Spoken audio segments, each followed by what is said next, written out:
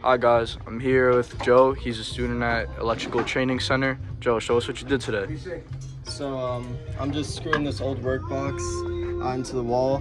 We outline it with pencil, cut it with the utility knife, and then scrape it with the drywall saw. And I'm just making sure it's level right now and using the Phillips head to screw it into place with the latches on the back of it.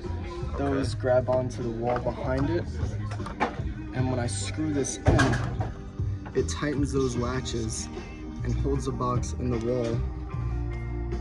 Just tightening this last one up. You don't loosen that screw, taking it out of it. Yeah. It's taking forever. Yeah. I'll get there. Right?